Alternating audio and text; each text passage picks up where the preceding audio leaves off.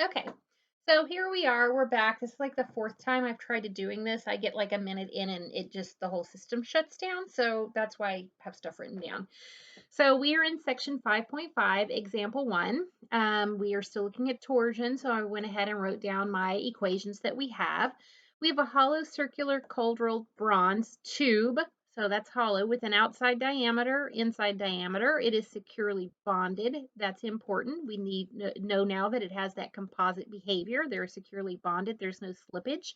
To a solid core with properties given. The allowable shear stress of the tube is, the allowable shear stress of the core is, determine the allowable torque.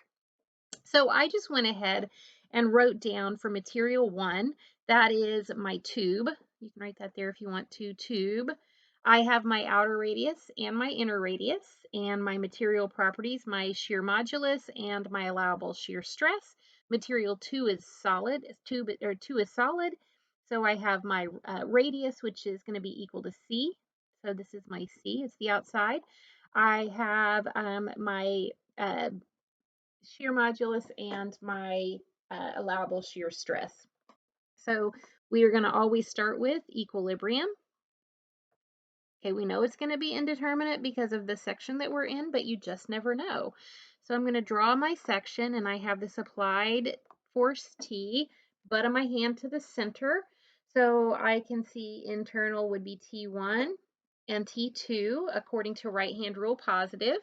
And now I can set up and sum my torques, and I'm just going to go back into the page as positive. So I have a positive torque, okay, minus T1 minus T2 equals 0. Again, remember, this is behavior, and just because it's negative here with equilibrium doesn't mean it's not acting as positive behavior. It's like when we have internal shear, down is positive behavior, but when I sum forces in the y direction, up is positive. So this internal positive shear is actually negative with equilibrium. So that's fine. And we're going to rewrite this that T1 plus T2 equals T. Well, we have we actually have 3 unknowns. So I'm going to have 3 equations to solve this because I don't know that value of T. So now let's look at our deformation. That's always going to be step 2, deformation. And I know that these are securely bonded. So as we are having rotation, then that twist of material 1 has to equal that twist of material 2 because they are securely bonded. So the twist of 1 has to equal the twist of 2, okay? And our equations for twist, oh, the other nice thing is that it's all one thing. So I know that L1 equals L2. So when I write this out, I'm just going to get rid of that L. So I have T1 over J1 G1 equals T2 over J2 G2. And we can go ahead and plug in what we do know. So I have T1 over, and then I have pi over 2. And I have 1.75 over 2 to the 4th minus 1.25 over 2 to the 4th. And then its G value of 6,500 equals T2, and we have pi over 2, 1.25 over 2 to the 4th, and then we have that value of 12,500, which won't fit in there. So this is the relationship that we have because we know the materials and the geometry, and we are trying to figure out what that maximum T is. So now I have my second equation. So my first equation is coming from equilibrium. I have my second equation. It is coming from deformation, but I still have 1, 2, 3 unknowns.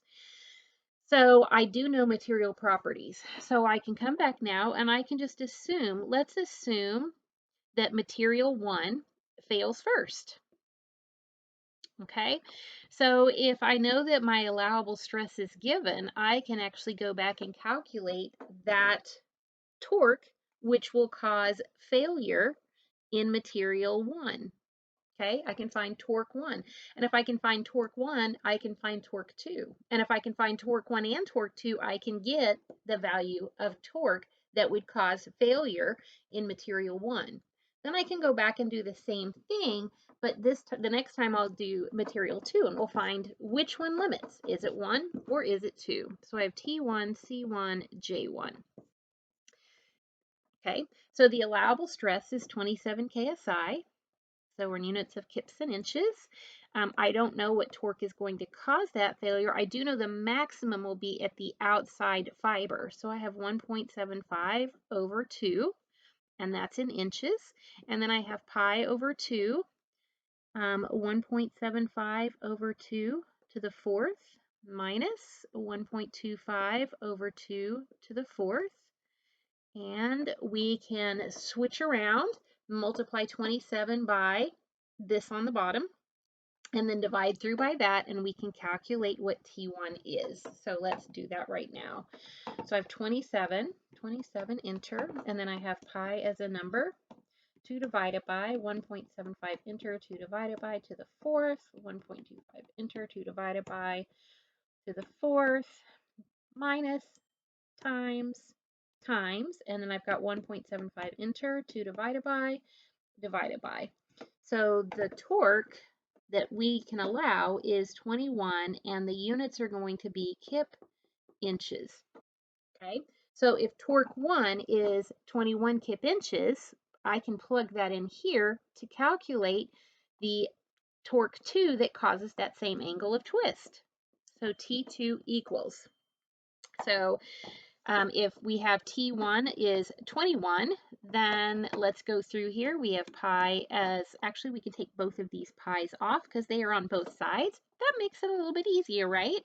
1.75, enter, 2 divided by to the fourth, 1.25, enter, 2 divided by to the fourth, minus, okay, times 6,500, times, divided by, and then we're going to multiply through 1.25, enter, 2 divided by to the fourth, G2, 12,500. Whoops, that's too many zeros.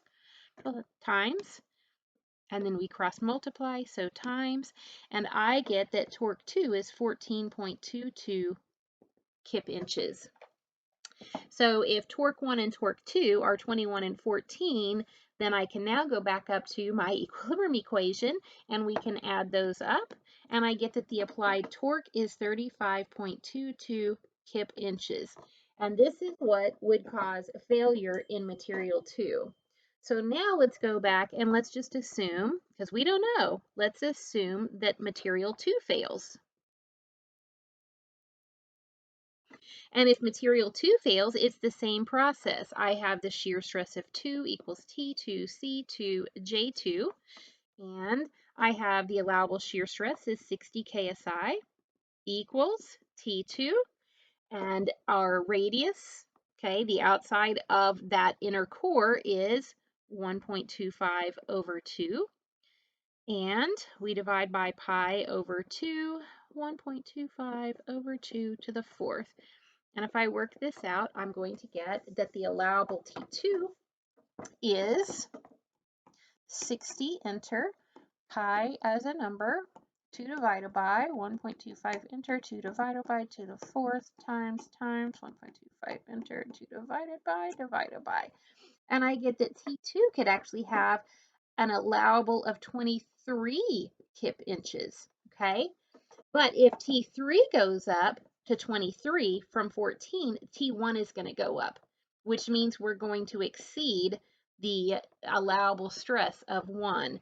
So we can see with this, because that's bigger, we are limited by material 1. So if we're limited by 1, then T1 is going to be 21 kip inches. T2 is 14.22 kip inches, which means our total torque is 35.22 kip inches, okay? Now, if I wanted to know shear stress, okay, so what is shear stress of 1? Well, since that's the one that's limiting, I already know it's going to be 27 KSI because that's what we used in order to find that T1. And now I can find shear stress of 2. Okay, it's going to be smaller than 60, right? It's going to be smaller than 60 because we're using 14 when we could go up to 23. So it's going to be significantly smaller. So let's look at this. So T2 is 14.22, enter.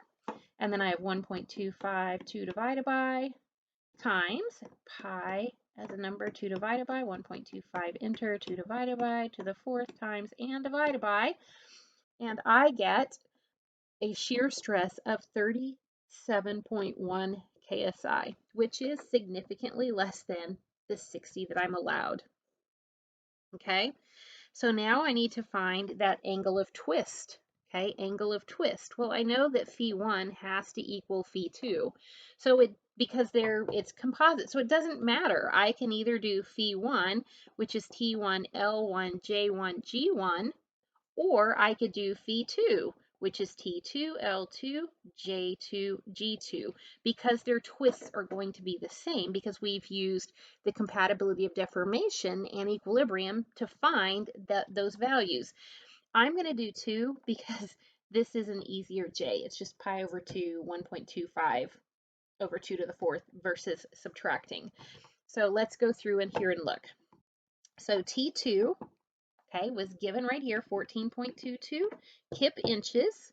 What is my length? My length is 10 inches. Perfect. My units are working out. Divided by J. Pi as a number, 2 divided by 1.25, enter, 2 divided by to the 4th, and times. And G, 12,500. Yep. Times, divided by. So remember, this is in radians. Okay, this is in radians. So our phi1 equals phi2 equals 0.04746 radians. And if we wanted to put that in degrees, then we go back to our perfect little unit circle here. We have 1 revolution, 360 degrees, 2 pi, which is my radians. So I could multiply by 360 and divide by 2 pi. And then I would have units of degrees on top. So that would be 360 times 2 divided by pi as a number divided by, and that would give us 2.72 degrees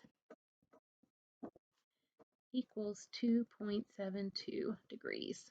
So there is our answer for this problem. And there we have it. Oh, I'll put it up so you can see all of the numbers. Hope you guys, there you go. Can you see all of that? Perfect, perfect.